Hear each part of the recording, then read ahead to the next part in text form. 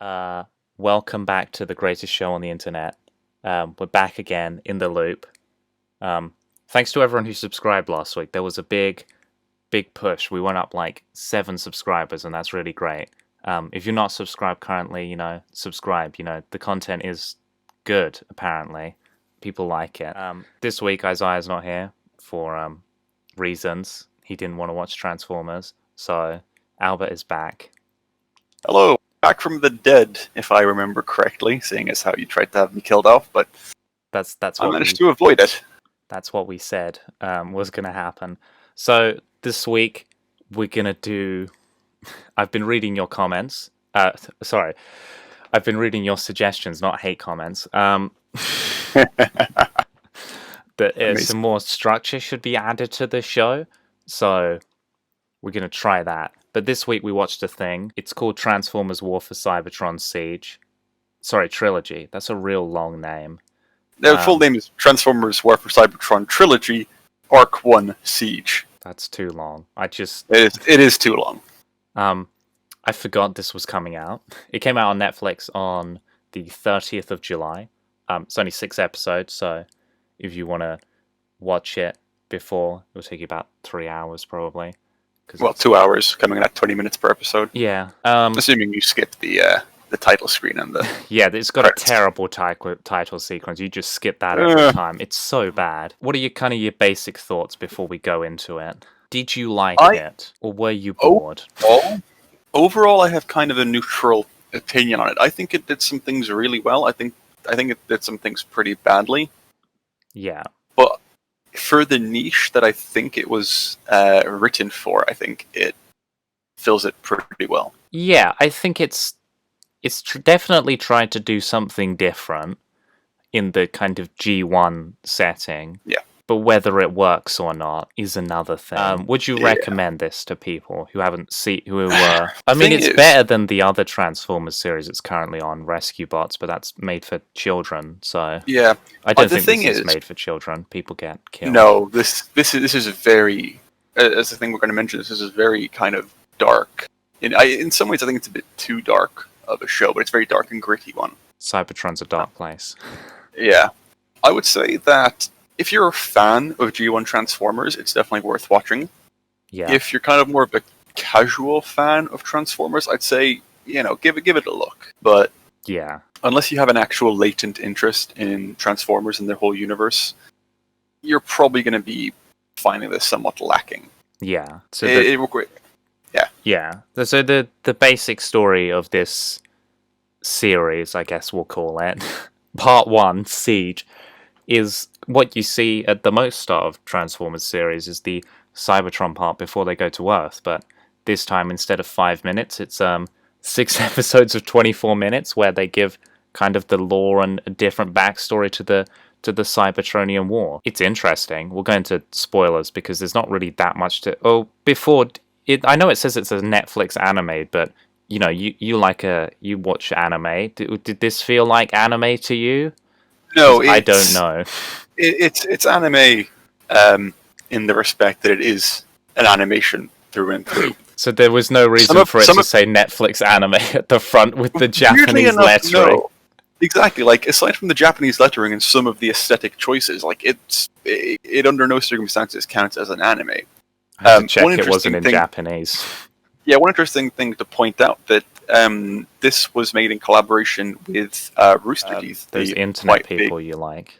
Yeah, and they have their own show, Ruby, which a lot of people consider as an anime. So I think that's like kind of the aesthetic kind of link between the two things. Did you like? Did they do the Halo one, the Red versus Blue? Yeah, they also did Red versus Blue, but that's on Netflix. I actually can't believe that's on Netflix. It's really good. The first 4 seasons, anyway. After that, what's it called? Fatigue gets to the show, but that's not what we're here for today. No, we're here for Transformers. We're here for big robots punching each other and explosions, and there's not a lot of that. No. There's a lot of dialogue. I mean, what's interesting for this series, spoilers now, I know I said it before, but this is it. Here we go, boys and girls. I mean, it's interesting that they're just straight up killing characters from the original series and not caring. It is very strange. They killed, like, Skywarp and Thundercracker, like, I know people who don't care about the G1 series will be like, oh, they're just random plane dudes, why do you care? Starscream's still alive. And it's kind of like, well, they were in the G1 series the whole time, and it's like they weren't actually characters, but, you know, they were staples. I mean, the big one is that they just killed Ultra Magnus. They gave them nothing to do, and then they just killed him. And it's like, really? Could you not have, like, killed someone else inconsequential? Just kill that cog guy whose name I didn't know. I just thought it was Sea Spray. Because if you've seen the G1 animated series, you kind of know some of what's going to happen in this series. You know, there are some beats, you know, Jetfire turns from the Decepticons, and, you know, they need Energon to establish the Ark. But what did you like about this series? Did you like any of the animation style or any of the voice acting? So the the thing I definitely did like about it is the thing I like about it unilaterally is the animation. I think the actual models themselves, they look like as well the as toys they released. Exactly, they look exactly like the toys. I wonder why they did that. Really well. No, I've absolutely no clue. But yeah, I think they did that really well. It probably gets the feel of the toys from them. Obviously, if you see the Michael Bay Transformers films, they're very much these jagged metal things. These fully robotic ones. And here it's a lot more back to the origin, which I quite like. It was a stylistic choice. Did you like any of the story, or did you just think it was boring? Because I thought at parts it was really boring. Well, that's the other thing. But before that, I want to mention real quick, the one thing I didn't like, however, is how their mouths move. Oh, that was really off-putting.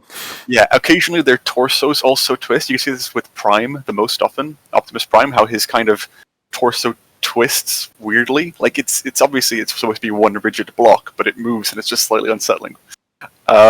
There wasn't a lot of transforming in this, was there, for a Transformers series? On that note, the sound effect they use, I quite like that. It's very much a kind of a nostalgic throwback. The classic or whatever. You can try and edit the original over that, but... Great, now I have to find it. I'm going to leave yours in. Yeah. Side-by-side comparison. But yeah, as for the actual story, so I've seen the G1 series, and I also read a couple of the comics that were based off of it. Did you see the G1 series? I mean, this is just kind of, you know... Did you see it did you watch the film as well and go beyond with Rodimus Prime and all that, or did you just go up to the film and that was it? I think I just went up to the film and that was it. Yeah. And then the rest of my knowledge from Transformers kind of came from the comic book series, because I prefer reading. So in that respect, I think they did a really good job of telling the G1 story. Yeah. Obviously, if you know about the G1 story, it's nothing new. You're just getting a more modern retelling. I mean, it is a bit different, like... It is absolutely not exactly the same. You know, they've gone for the Decepticons were slaves and workers, and it's more uprising. There's more story to it. Yeah, whereas but the main plot points are the same. You know. Yeah, you're not getting any rapid changes from sides. It's not like Megatron is the leader of the Autobots or anything. Can you imagine? Jesus. The one thing I felt slightly weird about the story was the pacing. Now, I've heard a couple of people say that they found the show went a bit too slowly. No, sorry. They said 5 episodes. Well, no, actually, what they said was the story goes a bit too fast, which I found very strange. I think it was an incredibly slow one. Literally nothing happens in those first 3 episodes. Yeah. As you mentioned, there's a lot of talking, very little fighting, very little transforming. It's mainly dialogue between the different Transformers, but they all speak incredibly slowly. I don't like the voice acting in this. Just I didn't find it too bad, but they didn't use any original Transformers voices or anything, you know, which, yeah. I mean, you just kind of grow into it, but I mean, I don't think some of the voicing was right. No. I think it was mechanical enough. They felt very much like human voices, and I don't know, maybe it's just I expected something different, but well. But yeah, the dialogue, I think, is very slow. Throughout the whole thing, they speak very slowly, and it's not that they deliver exposition excessively. It's more that they mention a bunch of things which aren't expanded upon. There's a lot of, for example, Optimus and Megatron frequently talk about their mentor, whose name Cybertron. That's the one. Who is alive in the original series, by the way, which is something they frequently mention him or their relationship with him, but it's never expanded on. So unless you know the actual backstory to the G1 universe, you are missing out on quite a bit of context for it. And you kind of have to take it at face value. That they were on the same side at one point. Yeah.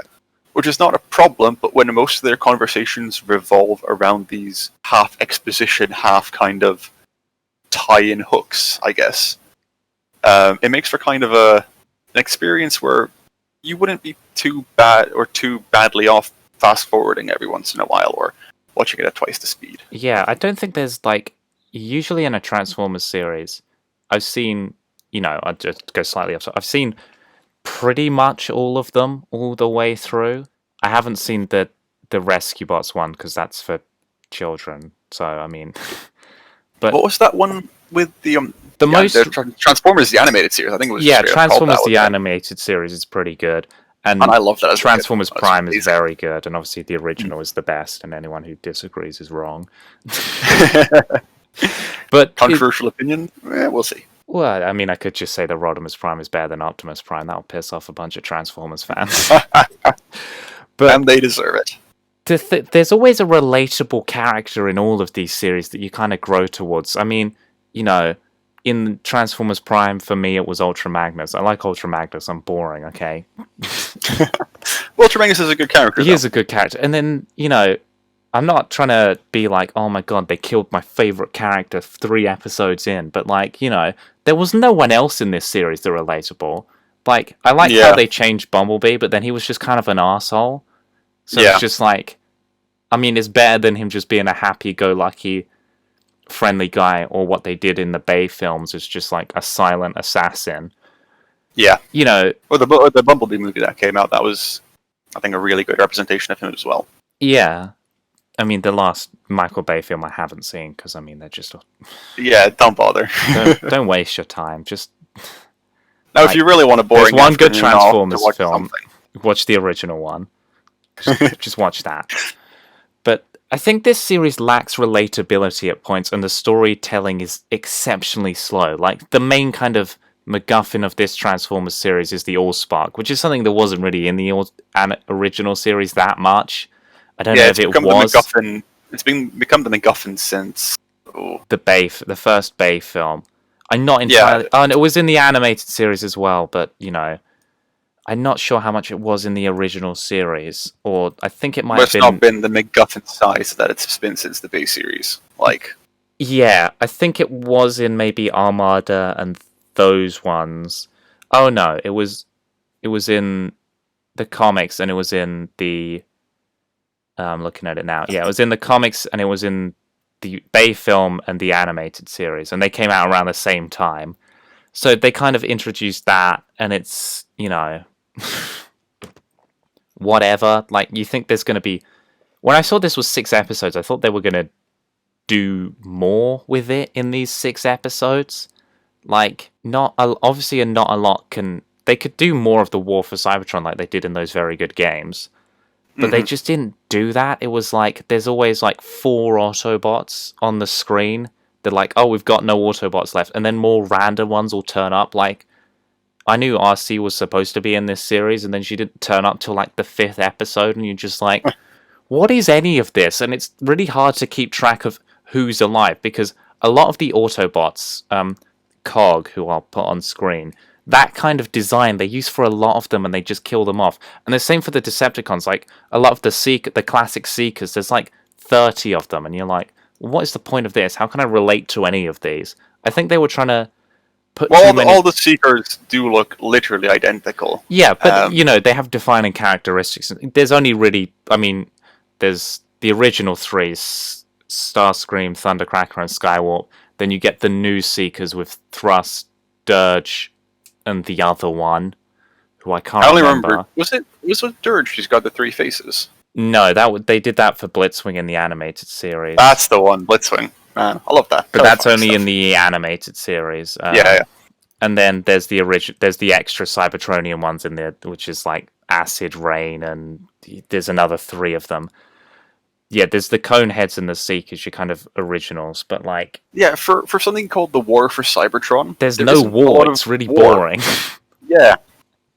The whole thing revolves around a resistance movement kind of going, oh man, we're losing for 6 episodes straight before going, let's go to Earth to find the Allspark, and then They just kind of chuck the Allspark in the space bridge, and it's like... Yeah.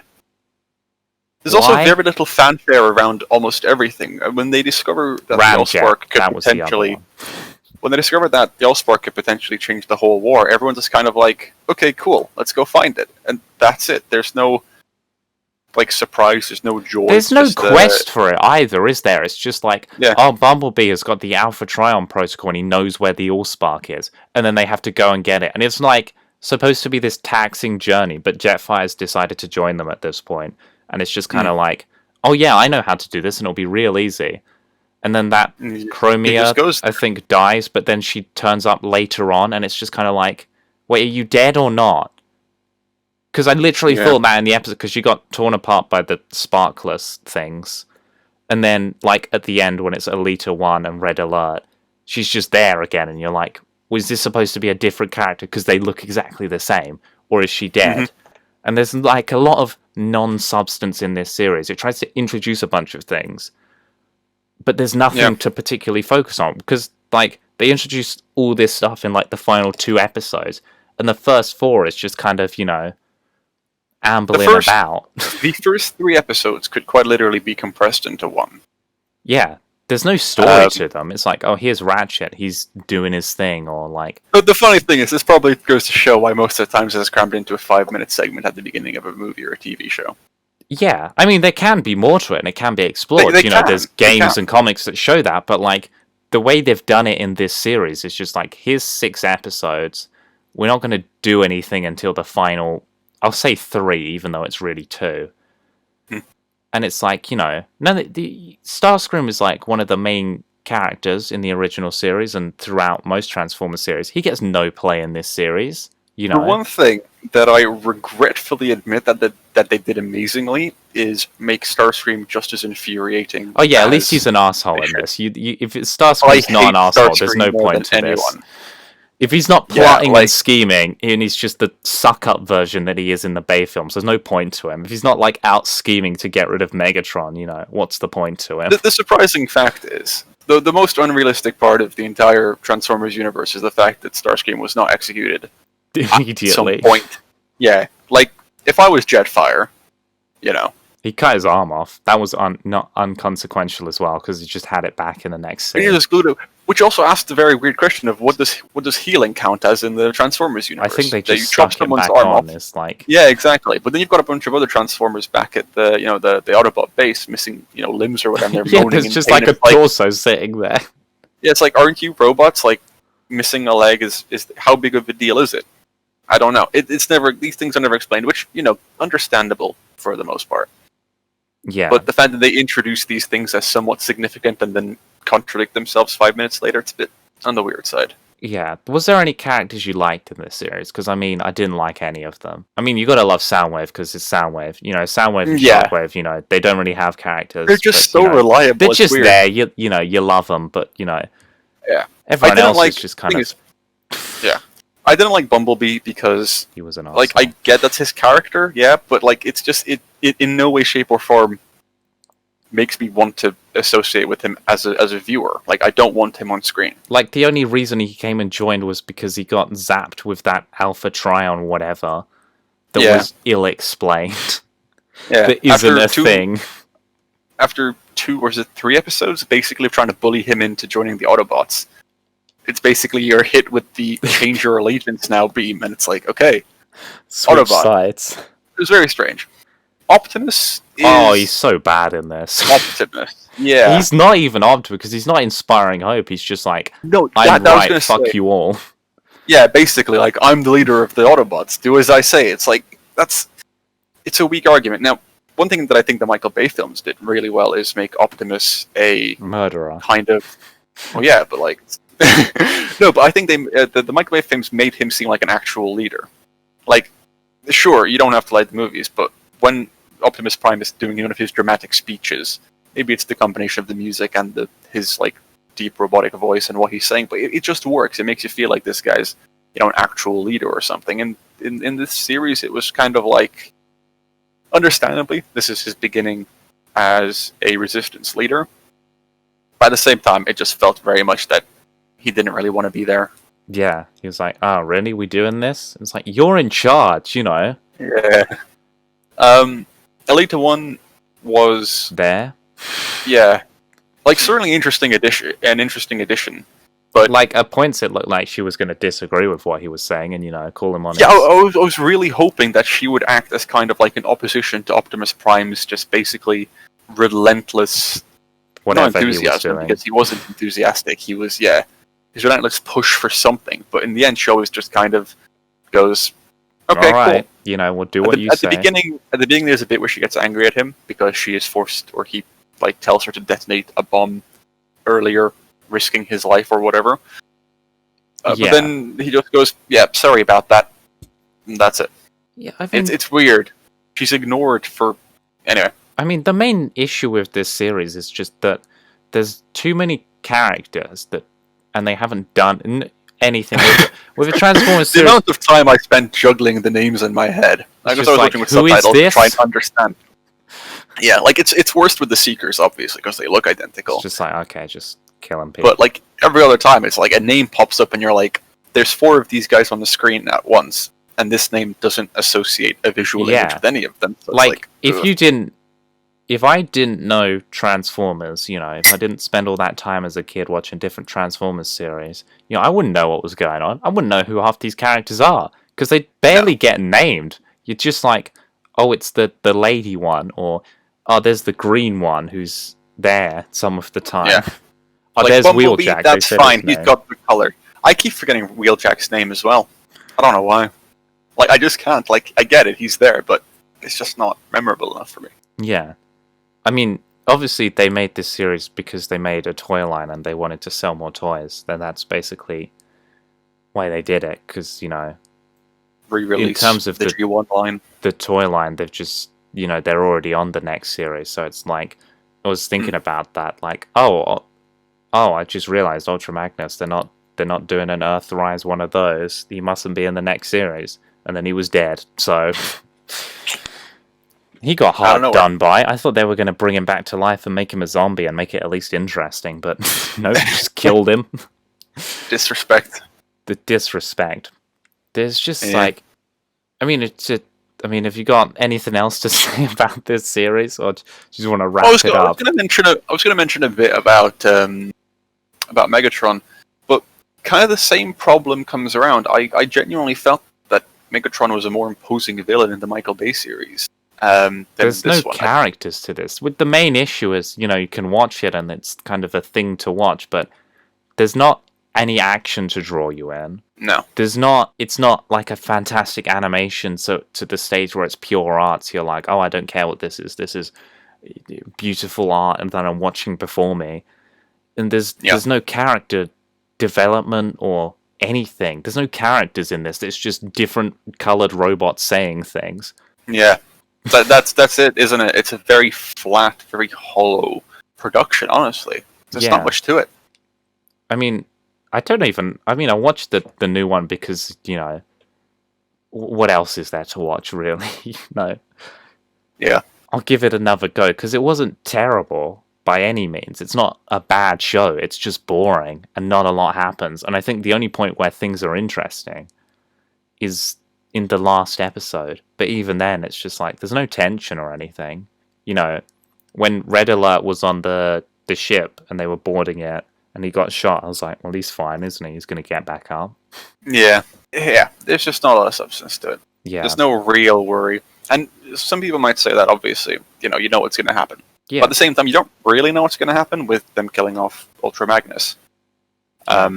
It kind of throws you through a loop every once in a while, but it seems that even the big risks they try and take with this to make it stand out are kind of predictable. I think they're just doing it to be edgy. They're just killing off characters so you don't expect it, but there's no real point. Like at the beginning, between episode 1 and 2, at the end of episode 1, you know that Ultra Magnus is going to try and not betray, but try and talk to Megatron, and then that literally happens at the beginning of the second episode, and you think to yourself, like, is there going to be anything, dramatic? Is there going to be an actual plot twist at any point in this show? And I think they wanted to do the whole, former friend captured and, kind of show the human side. Well, not the human side of Megatron, but you know what I mean. Yeah. It doesn't happen. Feels ridiculous saying the human side Megatron. of Megatron. Megatron just remains a very, I would say, one-dimensional villain at all points. Yeah. Like, as you said, they try and bring out the whole fact that... they try and make him Hitler. They try and, rise up, or maybe more Stalin and communist leader, but No, but what was I going to say? Oh yeah, so they try and expand on the fact that the Decepticons were, slaves or whatever, and that Megatron is leading an uprising or whatever. But at that point, Megatron's already in majority control of Cybertron. Yeah. In fact, you really are confused as to how there's like 20 Autobots. Taken. Yeah, you're very confused as to how Megatron hasn't already wiped out. In fact, how Megatron got that powerful, first of all, and second of all, how he actually managed to not, or doesn't manage to take out the Autobots. There's literally 20 of them. There's thousands of Decepticons, and I know that's always the case, but in this, it's very much how have you not won? Yeah. There's also, one other thing that just came up is, at the first episode, Optimus is basically getting beat down. He gets, beat by Megatron. Yeah. But, obviously, because, Megatron can't kill Optimus. That's not how it works. So there's this really weird, drawn-out sequence of Megatron baiting Optimus while punching him and then waiting 5 seconds. There's a lot of baiting in this show. In that first episode, it's just kill him. How long do you want? What is this ready, aim, fire? Just kill him. Come on, do exactly. something. What was with ready, aim, fire? And then that was the a pause. 15-second segment of ready, aim, fire. But there was so much of that, and it's is anyone gonna die? Or are you just killing people randomly? You're trying to up the stakes by killing people, and it's just whatever, now they're not gonna die. Yeah, if it's incompetence that prevents the death of a character, it's not interesting. Because then you're just disappointed in the villains. Yeah. It's I don't fear the Decepticons because they're incompetent. And then you look at the Autobots and you're like, oh wait, they're so also are they. Incompetent. I mean, I bet they're going to handle the human interaction poorly in the second season. I dread it, honestly. I don't even want human. That's what I want. I just want it on Cybertron or no humans. It's the worst part of every Transformers series, that the humans. It's I'd say the animated series does the interaction pretty well. Although, spoilers for that, she was a Transformer, so it didn't count. Yeah, and so was the big ship. But all of that was my favorite part of the animated series. I got they made it Omega ship Supreme. Joints. Yeah. This ship has joints. Comedy gold. But yes. I mean, overall, I'm not recommending this to people. If you're not a Transformers fan, I'm not recommending this to you. And even if you are a Transformers fan, I don't know. Give it a watch, but if you don't like it, don't continue. Yeah, don't expect too much from it. It's really not good. It's not. Yeah, this is bad. Genuinely watch the Transformers movies. They have more entertainment value. At least you get some incoherent action. Yeah. Rather than dull voice acting and talking. Yeah. You can zone out when it comes to that and look at the big robots fighting, and it's fun. But with this one, if you zone out, you'll wake up and you realize nothing has happened. As long as it's the first 3 episodes, because then after that, everything happens. But also, there's a term for this, which I can't quite remember. It's when a certain media has a lot of information being thrown at you, but it's all incredibly diluted, which means you need to listen to every bit of information being thrown at you in order to not miss anything, but the amount of actual information being thrown at you is very limited, and I think that's what the... This could have been an hour film, really. Honestly. 90 minutes. So, I don't know if they're doing more episodes in the second series or not, but... apparently it's coming out at the end of this month, apparently. Well, the other interesting thing is that there was no promotion for this.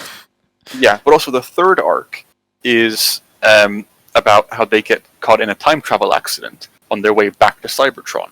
So they get yoinked back in time, and you've got the Maximals and the Predacons, and it's very silly. Beast Wars. Beast Wars, exactly. But that means that whatever happens in the second arc, Earthrise, is probably going to be the entire conflict on Earth. Yeah. So if it's a 6-episode thing, It's gonna be then it real is basic. quick. It's gonna be the equivalent of a day trip to Earth. Like, we're here, we fought, we won, we got the Allspark, we're going home, and that's it. Yep. So if it's only 6 episodes, I'm gonna be a bit suspicious. It's got to be Or a at bit- least 10. I would say so. They would have to turn it into a full series, but we'll see how it goes. Yeah. Maybe we'll talk about it in a month's time. Yeah. Ah. We don't recommend this. Don't watch it. Yeah. Yeah. Unless you're like a massive fan of J1. Even then. Yeah, even then, to be fair, you already know what's going to happen. Yeah. Yeah, if you like this, there'll probably be another episode this week on the second series of Umbrella Academy. Yeah, if you like this, tell a friend, leave a comment, subscribe. Yeah, we'll be back at some point soon with another episode. Also, yeah, thanks for watching. Bye. Thank you very much for having me. You're welcome. You come back anytime as long as you don't die between shoots again. No more devil yes. stuff. No more reincarnations. We'll see about it. Bye.